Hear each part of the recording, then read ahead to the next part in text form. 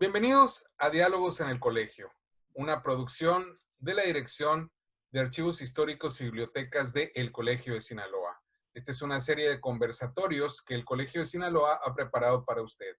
El día de hoy nos va a acompañar amablemente la maestra Mariel Iribe Senil, quien nos va a platicar del tema la representación del campo agrícola sinaloense en los textos literarios del siglo XIX.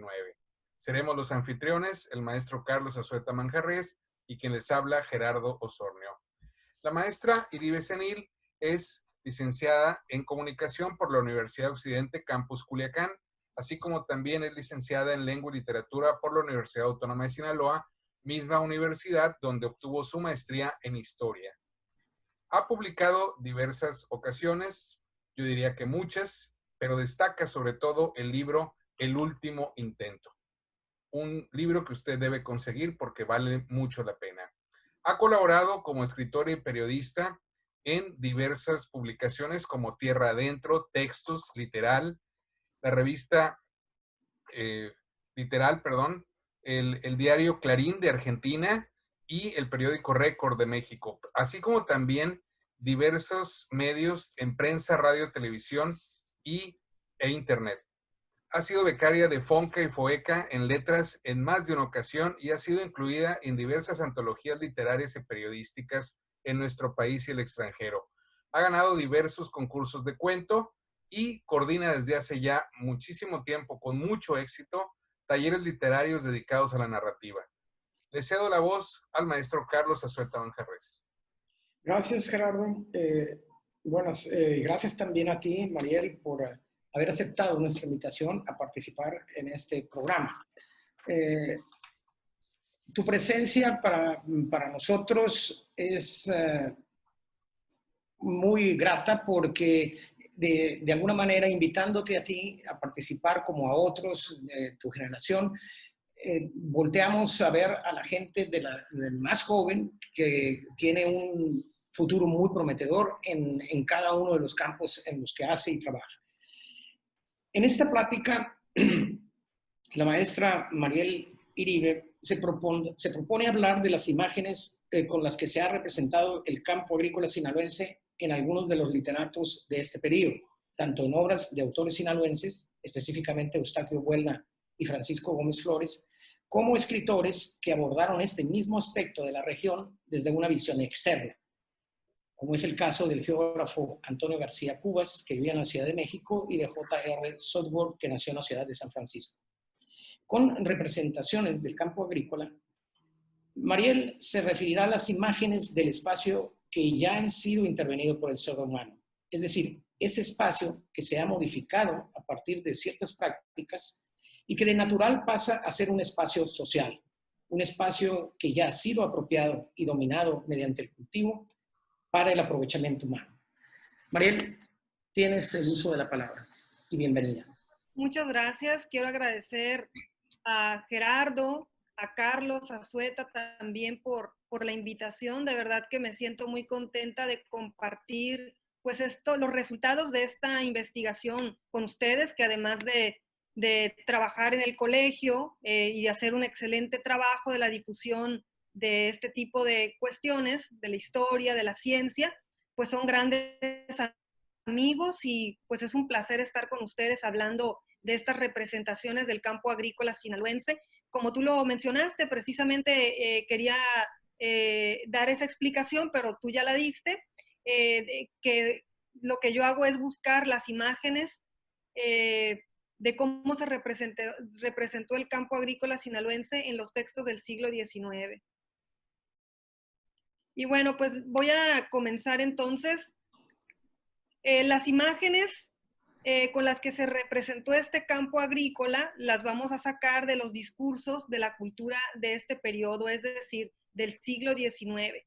Y como dijo bien Carlos, nos vamos a referir a el espacio que ya fue intervenido por el ser humano. Y bueno, para poder hablar del espacio, nosotros tuvimos que revisar los estudios contemporáneos para ver cómo definían el espacio y encontramos que lo definen en su triple dimensionalidad, que es el espacio físico, el espacio subjetivo, el espacio social. El espacio subjetivo es aquel en el que intervienen las emociones y los afectos, y el espacio social se construye a partir de la actividad social de un territorio para modificarlo y hacerlo productivo, que es lo que sucede con el campo agrícola sinaloense. Y bueno, estos discursos que revisamos de estos 4 autores, que son Eustaquio Buelna, Francisco Gómez Flores, Antonio García Cubas y J.R. Southworth, de quienes hablaremos más adelante, estos discursos contribuyeron a la construcción y al fortalecimiento de una imagen del estado de Sinaloa como un territorio de gran desarrollo económico a partir precisamente de la actividad agrícola. Y esto lo hicieron a través de imágenes de fertilidad y abundancia en recursos naturales, mismas que lo vuelven propicio tanto para el progreso como para el desarrollo de la agricultura mediante el uso de los avances tecnológicos, es decir, de la razón y de la inteligencia puestas al servicio del ser humano, tal y como lo estipula la modernidad. Bueno, si me pueden ayudar con la siguiente diapositiva, por favor.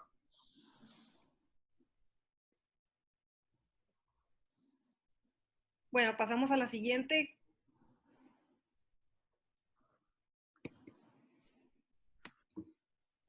La que sigue es que me equivoqué.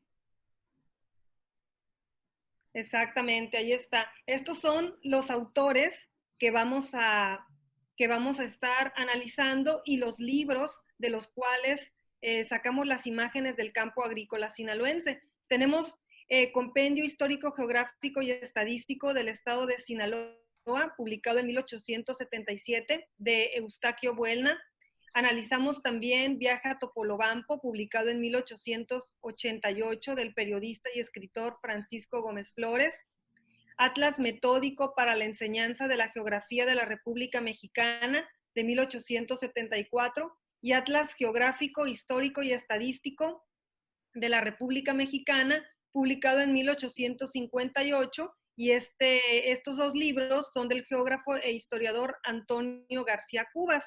Y tenemos también un libro que abordaremos más adelante un poquito más a detalle, que es también el Sinaloa Ilustrado. Se publicó en 1898, pero nosotros logramos conseguir, que creo que es lo único que sobrevive, la publicación que se hizo en 1980, y es del autor J.R. Southworth. En la siguiente diapositiva, bueno, lo que nosotros hicimos con estas imágenes fue precisamente identificar las imágenes, analizarlas y explicar de qué manera respondieron al contexto local, al contexto nacional y mundial en cuanto a los avances tecnológicos para la modernización del campo. Siguiente.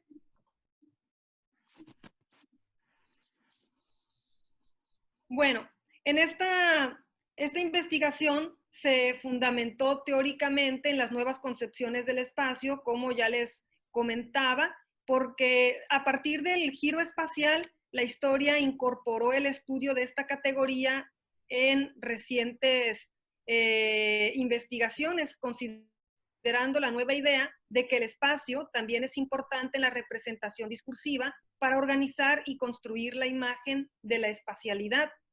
Lo que sucede con el giro espacial es que hay un cambio de paradigma, cambia la forma en que se entiende, pero también la forma en que se estudia el espacio. Encontramos que a partir de este giro espacial empiezan a aparecer una gran multiplicidad y pluralidad de espacios que se construyen históricamente. Espacios simbólicos, espacios de la memoria, espacios del recuerdo, espacios políticos, históricos y también espacios literarios. El espacio se convierte entonces en una categoría que puede analizarse. Y bueno, para poder entender o comprender la forma en que se representó el campo agrícola sinaloense, pues es importante saber las diferentes etapas por las que pasó la actividad agrícola en el estado. Digamos que yo las dividí en 3 etapas. las innovaciones tecnológicas, conocer cuáles fueron esas innovaciones tecnológicas que influyeron en el desarrollo del campo agrícola sinaloense, ver cuáles fueron los inicios de ese desarrollo en Sinaloa y después analizar o documentarnos acerca de la consolidación del campo agrícola en Sinaloa. Siguiente. Y bueno, en cuanto nosotros sabemos que influyeron en los discursos que analizamos las innovaciones tecnológicas, no solamente, digo, aquí no había innovaciones tecnológicas, realmente la influencia venía de otros países y se implementaban, por ejemplo, en la Ciudad de México. Las innovaciones tecnológicas que sabemos que surgieron en el siglo XIX, pues fue la tecnología de vapor. Los barcos de vapor que navegaron en el Canal de la Viga en el siglo XIX influyeron en la concepción de modernidad que tuvieron nuestros literatos sinaloenses que hablaron del campo agrícola y de muchas otras cosas en su momento. La bomba hidráulica, los motores de combustión interna, los motores que se usaban para extraer agua para el riego. Todo el uso de esta tecnología provocó la expansión de las tierras de riego en el siglo XIX en la República Mexicana. Y aquí en las imágenes podemos ver, por ejemplo, que tenemos a estos barcos de vapor que navegaban desde Xochimilco hasta la calle de la Viga en la Ciudad de México. Y entonces se tenía la idea de que este tipo de comercio, por ejemplo, porque llevaban a vender los productos a la Ciudad de México, se tenía que implementar en los diversos estados de la República Mexicana. Y sabemos también que pues los barcos de vapor eran una influencia que venían de Europa. Y bueno, también en los inicios del desarrollo agrícola en Sinaloa, pues exponemos, en cuanto a estos inicios, es importante exponer la situación del campo agrícola durante esta primera mitad del siglo XIX, porque los sinaloenses a pesar de que era muy complicada la cosecha, supieron aprovechar los recursos naturales a pesar de los obstáculos, ¿no? ¿Y qué tipo de obstáculos se presentaron en el campo agrícola sinaloense? Pues había dificultad para transportar las cosechas. Es por eso que se piensa en los barcos de vapor.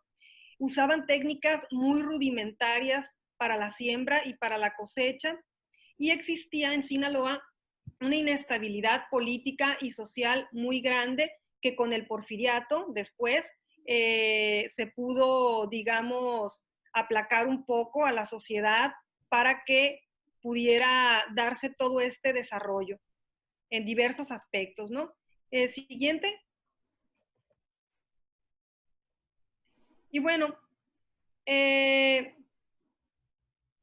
pues aquí tenemos precisamente las dificultades por las que pasó el estado de Sinaloa para transportar las cosechas, las técnicas rudimentarias y precisamente esta inestabilidad política y social. En la siguiente diapositiva hablamos ya un poco sobre la consolidación del campo agrícola en esta segunda mitad del siglo XIX. Ya se da, por ejemplo, la mecanización del campo, ya hay una conciencia plena del progreso en el país. En la época del cañerismo, que fue también la época del porfiriato, aparece el ferrocarril que facilita el mercado interno en el país. Se da también el auge de la caña de azúcar. Se vuelve Sinaloa exportador de azúcar. Tenemos aquí también 7 ingenios en operación en Sinaloa. Hay ya una inversión en el campo, se conforman de ranchos agrícolas. Hay, digamos, una segunda revolución industrial en Inglaterra, Estados Unidos y Alemania, y necesitaban, gracias a esta segunda revolución industrial, necesitaban materia prima para su industrialización, y eso favoreció al país, sobre todo a Sinaloa. Se dan también técnicas avanzadas como locomóviles, sembradoras, arados, segadoras, desgranadoras y molinos que hacen posible este éxito agrícola en el estado. En la siguiente diapositiva podemos ver qué es lo que nosotros vamos a mostrar en esta charla. Tenemos que lo dividimos en dos secciones. La visión interna, que eran precisamente Eustaquio Buelna y Francisco Gómez Flores, y aquí encontramos con Eustaquio Buelna dos imágenes: la imagen del espacio natural del presente y la imagen del espacio productivo del futuro. Así era como este autor representaba el campo agrícola sinaloense. Y tenemos el caso de Francisco Gómez Flores en Viaje a Topolobampo, que él representa el campo agrícola sinaloense como el espacio ideal para el progreso y también como con la imagen de un próspero porvenir. Y en la siguiente diapositiva podemos ver precisamente esta visión externa, que la obtuvimos de los textos de Antonio García Cubas y de J.R. Southworth. Antonio García Cubas escribió el Atlas Geográfico, Histórico y Estadístico de la República Mexicana y digamos que marcó toda una tendencia, por así decirlo. Y digamos que Eustaquio Buelna se vio muy influenciado por las investigaciones de Antonio García Cubas y es por eso que él también escribe su atlas. Él escribió el Compendio Histórico, Geográfico y Estadístico del Estado de Sinaloa. Y bueno, también analizamos otro texto de Antonio García Cubas, que fue el Atlas Metódico para la Enseñanza de la Geografía de la República Mexicana. Y encontramos que él representa el campo agrícola sinaloense como un espacio de fertilidad y abundancia del presente, pero también encontramos esta permanencia del futuro imaginado, es decir, un futuro, algo que no existe, pero que todos, incluyendo a Antonio García Cubas, pueden imaginar en ese tiempo.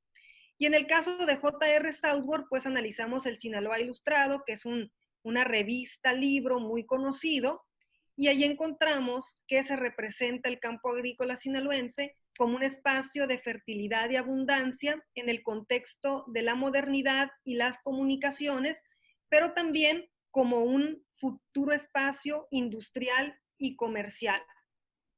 Y pues bueno, ahora sí vamos a entrar un poquito más de lleno en la siguiente diapositiva. Lo podemos ver de manera más clara. Conseguí esta foto del Compendio Histórico, Geográfico y Estadístico del Estado de Sinaloa, que se publicó en 1877, lo publicó Eustaquio Buelna, y pues encontramos esta imagen del espacio natural del presente. En esta primera imagen, Eustaquio Buelna describe las bondades de la naturaleza como elementos propios para el desarrollo agrícola. Es decir, describe al campo con tierra fértil, abundancia de ríos, pero también de posibilidades económicas debido a que posee costas que le van a ayudar al campo agrícola a la exportación de sus productos. Y por otro lado, tenemos la imagen del espacio productivo del futuro que avisora esta actividad ya consolidada con el auxilio de los avances tecnológicos. Y esta segunda imagen del espacio productivo del futuro, que era precisamente algo que no existe, pero que se cree posible gracias a los avances tecnológicos, pues lo configura a partir de lo planeado, es decir, de los planes que se tienen para el estado de Sinaloa. Habla mucho de proyectos que podrían desarrollarse y sugiere alternativas para llevarlos a cabo. Y una de estas alternativas que me llamó mucho la atención es que recurre precisamente a lo que leyó seguramente de Antonio García Cubas en su atlas, en su compendio también, que habla de los vapores planos para la navegación.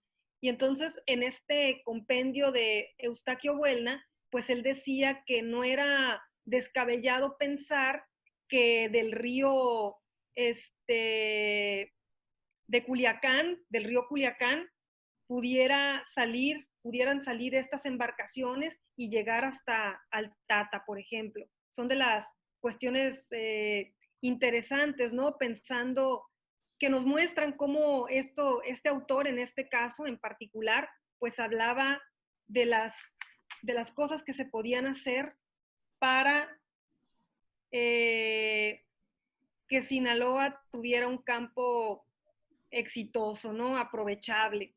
Y bueno, sabemos, por ejemplo, algo bien importante es analizar las ideas de Eustaquio Buelna. Él nació en un ambiente rural, apoyó el plan de Ayutla, es decir, tenía ideas liberales, ideas positivistas, y era, pues sí, muy defensor de lo liberal. Cuando él escribe este compendio, al principio dice que todo lo que hace en este compendio, es decir, fue toda una tendencia en el siglo XIX mezclar la historia, la geografía y la estadística, precisamente para hablar de lo que había en el país, porque no se tenía una idea clara de los recursos que se tenían, de cuánto se tenía, de cuántos ríos había, etcétera, ¿no? Entonces él dice que escribe todo esto para regresarle a Sinaloa mucho de lo que le ha dado. Es decir, vemos aquí en este libro un vínculo emocional bastante fuerte, ¿no? Y pues esto es lo que encontramos en el Compendio Histórico, Geográfico y Estadístico del Estado de Sinaloa, publicado en 1877. Para ver, les voy a mostrar aquí unos ejemplitos. Tenemos en la siguiente diapositiva ejemplos de la imagen del espacio natural del presente, cómo lo representaba. En este texto encontramos que el río Presidio, dice Eustaquio Buelna, riega las fértiles tierras de las poblaciones de Siqueiros y Villa Unión, las cuales pertenecen a Mazatlán, mientras que el río San Lorenzo tiene en sus márgenes muchas ricas tierras y ya existe un proyecto para que éste se pueda canalizar. Y también tenemos otro ejemplo acá, dice sobre el río El Fuerte, el cual es el último del estado, menciona que es el más caudaloso de todos y agrega que en las márgenes del río Humaya hay ricas tierras. Es decir, con estos adjetivos, con estas palabras, nos representa el campo agrícola sinaloense. En la siguiente diapositiva podemos ver que Buelna está muy interesado en hacer esta descripción de los ríos para su explotación. Algo muy importante es que nosotros no analizamos estas imágenes en función de lo estético. Aquí él lo describe en función de lo aprovechable, que es muy diferente. No estamos buscando lo estético en la literatura, sino la intención que tenían estos autores de mostrar que teníamos recursos naturales que eran aprovechables para el progreso. En este campo, el campo agrícola, en este caso, el campo agrícola sinaloense es una configuración retórica, la cual se expresa a través de un discurso en el que se crea esta imagen de fertilidad y abundancia, la cual resulta ideal para que Sinaloa fuera ubicado como un lugar rico en recursos naturales para su explotación. En la siguiente diapositiva vemos la segunda imagen, que es la del espacio productivo del futuro.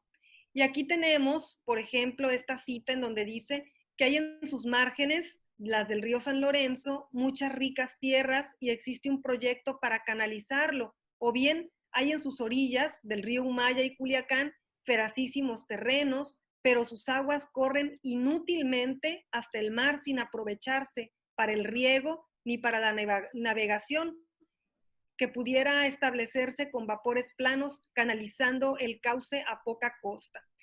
Aquí hasta este momento pues no se ha logrado todos estos avances en 1877. Son cuestiones que el autor plantea como proyectos para el futuro, para construir ese magnífico espacio en el que se convertirá el estado de Sinaloa, pues le espera un brillante porvenir comercial. Y esto es lo que nosotros encontramos en el compendio de Eustaquio Buelna. Después tenemos, en la siguiente diapositiva, ya aparece, a Francisco Gómez Flores. Realmente, Francisco Gómez Flores da para todo un, bueno, yo creo que cada uno de los autores dan para toda una charla, ¿no? Pero de Francisco Gómez Flores sí me di a la tarea de revisar absolutamente todo lo que había publicado para ver todas las imágenes que yo podía encontrar del campo, no solamente en Viaje a Topolobampo. en esta crónica que hace, sino en todo lo que él había escrito. Pero nos vamos a referir aquí solamente a Viaje a Topolobampo, publicado en 1888 de Gómez Flores.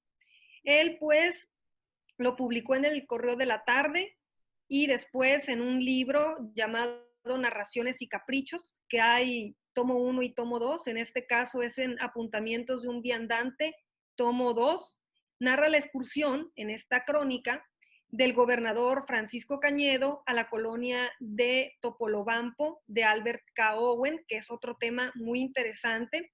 Esta crónica se divide en varias partes, 5 partes, de Culiacán a Mocorito, y la escribe el 19 de marzo de 1888, de Mocorito a Guasave el 21 de marzo, de Guasave a Ahome el 24 de marzo del mismo año, de Ahome a La Brecha el 26 de marzo y de La Brecha a Culiacán el 2 de abril. Y va dando cuenta de toda esta travesía del gobernador Francisco Cañedo.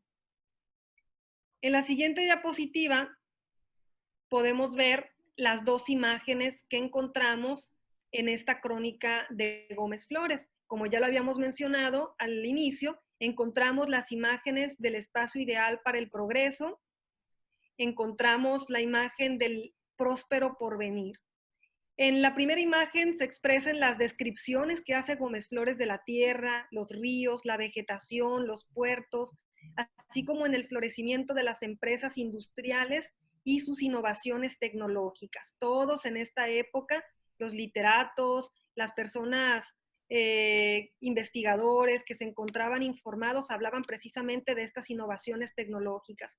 En la segunda imagen tenemos que se crea a partir de escudriñar el futuro también del Estado, y no nada más del Estado, sino también del país. Y les pongo también en la siguiente diapositiva, podemos ver el ejemplo de esta primera imagen, que es el espacio ideal para el progreso. Y dice, en medio de este ambiente bello, fértil, verde, exuberante, extraordinario, de magnífica vegetación, mitológico, que los funcionarios del distrito, encabezado por el voluminoso anfitrión y demás comitiva, atraviesa las claras linfas del hermoso río Sinaloa y penetra triunfalmente en la pintoresca población de Guasave.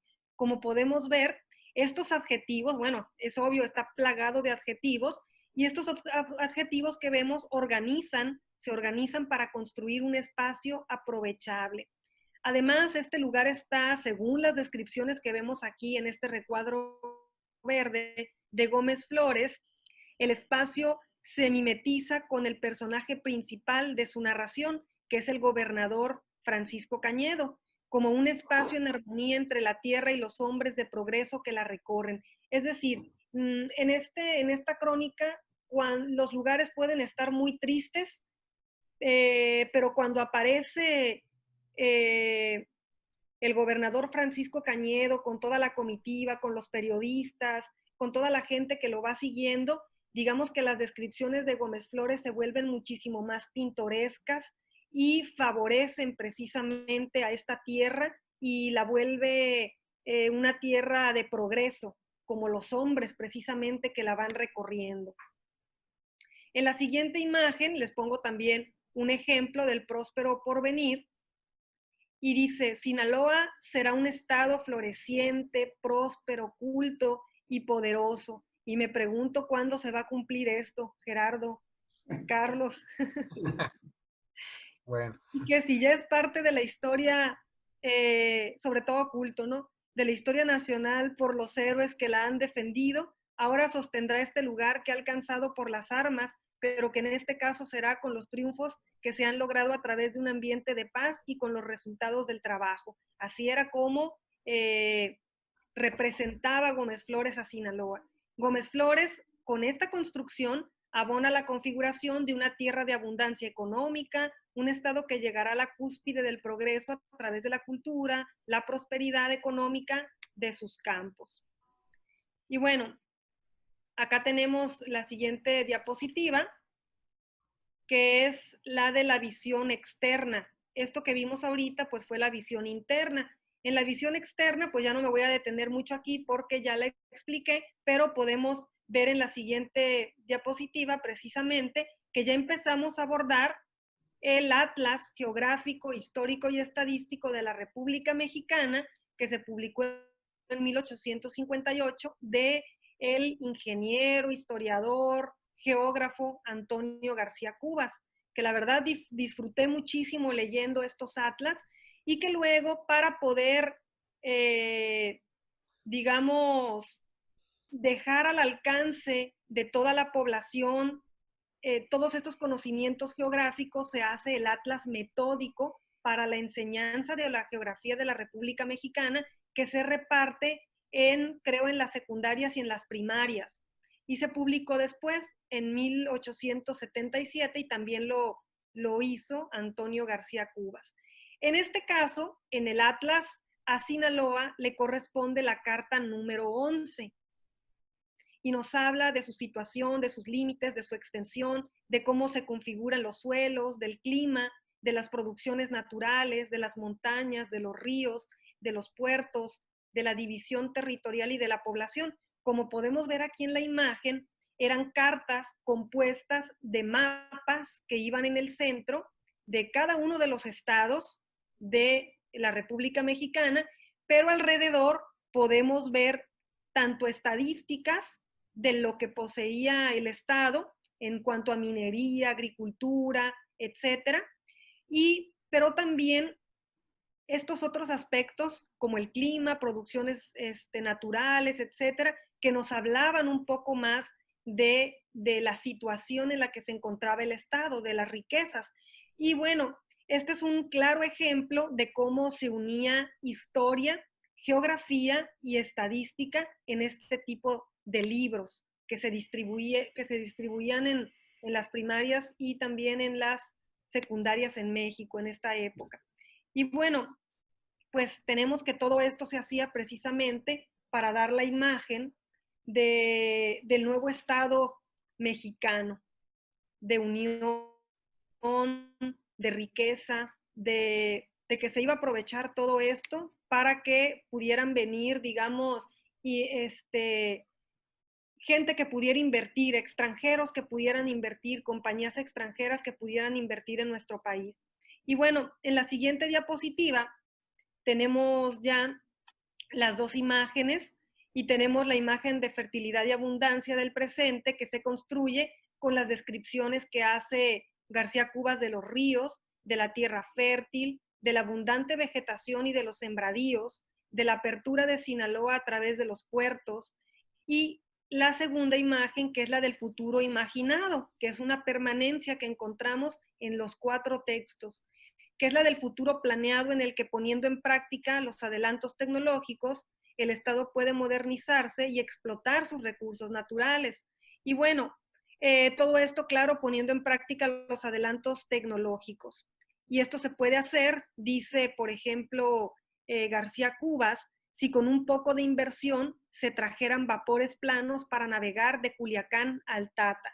Lo que yo encontré es que primero lo publicó en su Atlas Antonio García Cubas y después en su Atlas, en su compendio, lo retoma Eustaquio Buelna.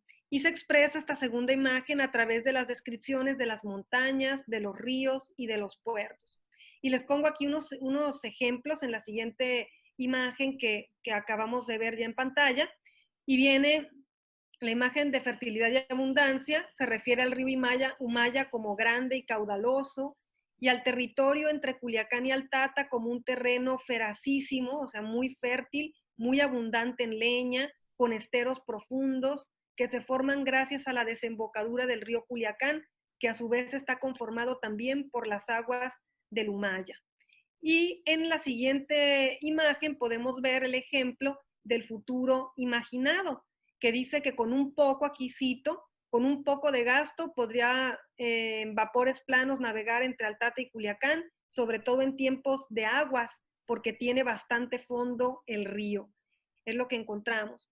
Aquí lo que vemos es que estas representaciones existen por la preocupación de las instituciones gubernamentales, geográficas en este caso, de mostrar un país y un estado pues digamos, en condiciones para el desarrollo de la agricultura, también de la minería. Lo mismo que encontré de la agricultura lo vemos en la minería, solo que yo no me dediqué a investigar esas imágenes. En la creación también de este espacio interviene una mentalidad, es decir, el sujeto y sus percepciones, quien escribe y sus percepciones, una visión positivista de un gobierno y de un individuo que comulgaba con este proyecto. Tenemos que García Cubas fue muy importante para el discurso geográfico en el país.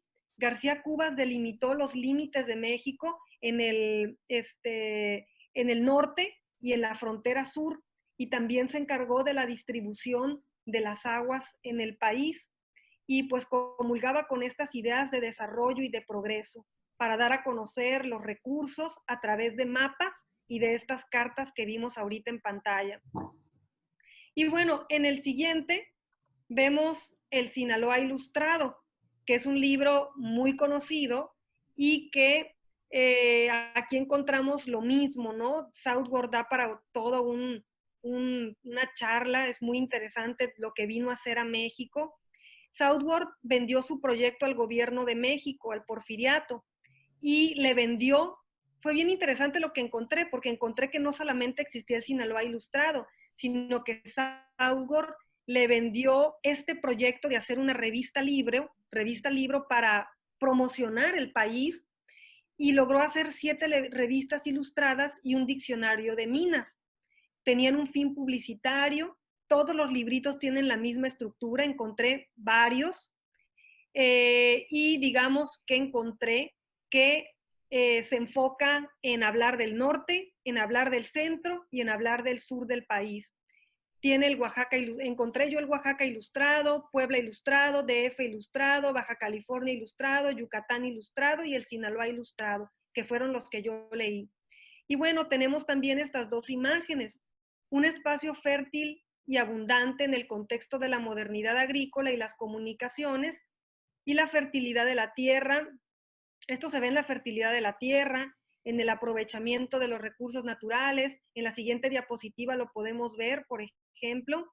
Habla también de las costas propicias para crear puertos de importancia. Habla de la modernización del campo con la implementación de nuevos sistemas de cultivo, de la comunicación interna, del ferrocarril, de las diligencias y de la comunicación interna, que eran los vapores que salían de los puertos para entregar los productos a las fábricas. Y hay toda una historia, digo, los que hacen investigación económica sobre el estado de Sinaloa saben que, bueno, nos hablan precisamente de la gran vínculo que hubo de Sinaloa con San Francisco. Y bueno, y tenemos en la siguiente diapositiva un futuro espacio industrial y comercial. Y lo encontramos con imágenes de progreso del progreso que puede llegar a tener en un futuro, con el buen uso de los recursos naturales con los que ya cuenta el Estado, el apoyo del gobierno, el uso de la tecnología, la razón, la inteligencia, y bueno, todo esto propiciará el desarrollo del campo agrícola sinaloense para convertirlo en un espacio industrial y comercial. Y tenemos dos ejemplos aquí enseguida, que describe a Sinaloa como un estado que se encuentra atravesado por sus 10 caudalosos ríos, los cuales se encuentran perfectamente bien distribuidos en toda la extensión del estado y que además tienen bastante agua para regar sus fértiles tierras. Y también dice Southworth en su Sinaloa Ilustrado que no es aventurado decir que Sinaloa ya está en condiciones para llegar a ser uno de los más prósperos de la Unión Mexicana. Dice, ¿no existe acaso sobre la tierra región alguna más a propósito para ser explotada con buen éxito por capitalistas y hombres de negocios inteligentes en cualquier ramo a que dirija sus riquezas, su energía o su inteligencia? Y bueno, esto es precisamente lo que encontramos en estos 4 textos que analizamos, Gerardo, Carlos. Muy interesante la visión que logras rescatar de la obra de 4 escritores del siglo XIX. Lo que yo veo como un denominador común es la descripción primero que todos hacen de una tierra en extremo fértil, muy abundante y de un gran potencial. Creo que todos parten de esa misma idea y todos, iba a decir yo, configuraron una visión muy optimista de lo que podría ser el futuro del Estado, pero no se equivocaron. Creo que no se equivocaron del todo. A lo mejor no somos lo cultos que deberíamos, como decías tú, a la fecha, pero en la parte del aprovechamiento del espacio natural para fines productivos, creo que ahí sí acertaron, porque todos sabemos que, por ejemplo, Sinaloa, ahora en la actualidad, es no sé, produce más de casi el 60% del maíz que se consume en todo México. Y es además un país, perdón, un estado productor muy importante para el contexto nacional y también para el sector exportador. Me gustó mucho el rescate que hiciste de toda esta parte expresada en las obras de 4 escritores y que después se difundió porque encuentro en ellos muchas de las frases que luego los políticos más modernos repitieron hasta el cansancio, ¿no? Esta es una tierra muy rica que debemos de aprovechar. Y estaban precisamente en ese momento, en ese discurso de construcción de una nación. Sí, exactamente. Eso es lo que encontramos, una visión optimista que precisamente venía de estas ideas positivistas, ¿no? Que se imponen en el país en esta época. Sí. Sí, a mí me llama la atención que son bastante descriptivos y muy precisos en lo que veían, ¿no? Afortunadamente no cayeron como muchas ocasiones sucedía en el siglo XIX en el mero paisaje bucólico y se quedaron en eso, ¿no? Que muchas veces es repetitivo, sí puede ser muy bonito, muy florido, pero no es ilustrativo en estricto sentido objetivo, ¿no? Y creo que en este caso los 4 autores que has explicado muy bien, pues creo que son muy precisos en sus detallados de lo que era Sinaloa en ese momento y de los potenciales que veían, ¿no? Que eso a mí me parece que es muy, muy interesante, ¿no? Y además coinciden, no hay una, digamos, no hay no hay un punto de desequilibrio entre ninguno con el resto No. para decir, bueno, es que cada quien vio lo que quiso, ¿no? Vieron exactamente lo mismo, vieron el potencial y lo detallaron, claro, de acuerdo a su propia experiencia narrativa y sus posibilidades, pero me parece que es un rescate muy, muy interesante, ¿no? Que esto nos muestra también que el estudio de la historia y la literatura nos pueden dar una idea muy precisa de lo que ha sido la historia de nuestro estado, de nuestra región y sobre todo de cómo ya desde cierta época que puede parecer muy remota, pero que en tiempo real e histórico no es nada, pues ya se vislumbraban muchas cosas que, como bien decía el maestro Zazueta, fueron realidad más adelante, otras quizá estamos todavía muy lejos, pero es interesante rescatar a través de los textos, ya sea literatura narrativa o en su efecto también las cuestiones de descripción geográfica o de cualquier otro tipo parecida de cómo era nuestro estado. Nos puede enseñar muchísimo de los potenciales que se veían y que todavía nos falta por explotar sobre todo, ¿no? Sí, si nosotros, como ustedes dicen, ¿no? Si nosotros leemos estos libros, nos damos cuenta de que tienen unas descripciones muy minuciosas sobre lo que había en el estado, ¿no?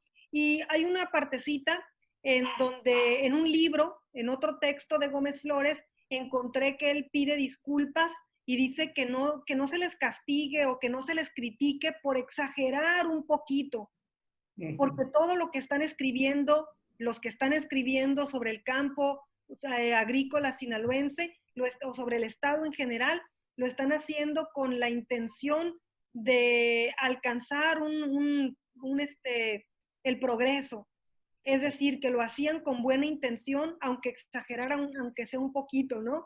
Sí. Entonces, pues sí, realmente fue todo un descubrimiento para mí que estaba alejada de este tipo de textos, como por ejemplo los geográficos, ¿no? Los que nos hablan de la geografía y la intención que se tenía en este tiempo por recuperar una identidad de México que no existía. Acabábamos de perder el territorio del norte con Estados Unidos, ¿no? Entonces, hay una anécdota interesante con García Cubas. Cuando se pierde la parte del norte de México, Santana no sabía qué era lo que había perdido, con qué cantidad, ¿no? Qué extensión se había perdido y cómo se representaba. Y García Cubas se encargó de hacer las mediciones, de hacer el nuevo mapa de la República Mexicana y se lo lleva a Santana. Y cuando Santana lo ve, casi se desmaya porque no tenía idea de la cantidad de territorio que se había perdido, ¿no? Entonces, esto nos habla de la importancia de los mapas y de las investigaciones que se hicieron en cuanto a lo geográfico, ¿no? En el país, a la estadística, a la historia y a la geografía unidas para crear esta nueva identidad, esta nueva imagen de México. Sí, te quería preguntar, Mariel, ¿tú encontraste en la lectura de estos autores referencias más precisas, más puntuales sobre el clima? Sobre todo sí, porque siempre desde los que son de fuera, invariablemente hablan de este clima, ¿no? Sí, pero ¿sabes qué fue lo que encontré que me llamó más la atención? Que yo sí decía, Dios mío, qué exagerados son o qué exagerados eran. Por ejemplo, cuando decían, en Sinaloa hay todos los climas, se puede dar hasta uva, pueden cosechar café, pueden, o sea, manzanos, no sé, ese tipo de frutos que sabemos que no prosperaron, digamos, como tú dices. Algunas de sus descripciones sí fueron acertadas, pero otras de las que sí encontré no se llevaron a cabo nunca. Por ejemplo, el café se intentó, pero Sí. no progresó. La uva, por ejemplo, que decían, creo que sí se exageraba un poco, ¿no? Pero bueno, hay quienes me dicen, no, lo que pasa es que en Badiraguato es un clima, por ejemplo, muy diferente al que podemos tener aquí en Culiacán. Realmente no sé, ¿no? Pero sí me llamó mucho la atención este tipo de descripciones de que teníamos absolutamente todos los tipos de climas. Sí, mira qué interesante. Eso sí. Cuando yo solo conozco uno. Sí. A mí me llama la atención algo, en todas las descripciones que ellos hacen, si uno puede ver la actualidad de Sinaloa, sí, por supuesto habrá cosas en las que cambiaron, pero el estado de conservación es muy benéfico todavía, o digamos que es muy promisorio, es decir, no se ha destruido mucho de lo que ahí se detalla, porque tomo como referente un detalle.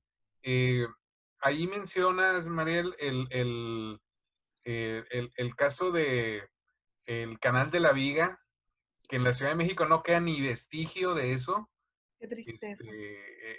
Existió en el siglo XIX, hoy es la calzada de la Viga y es un flujo, pero no de agua, de carros inmenso, Sí. que no tiene el menor vestigio de lo que fue hace, digamos, 150 años o quizá un poco menos, ¿no? Y en Sinaloa, todo el detallado que estos autores hacen del potencial y de la realidad entonces de la geografía sinaloense, de las afluencias de los ríos, de las potencialidades de cultivos y todo, siguen vigentes. Sí, Sí, sí. realmente yo creo que Eso fue es algo que nos tiene que poner a pensar que seguimos teniendo muchas posibilidades como Estado, ¿no?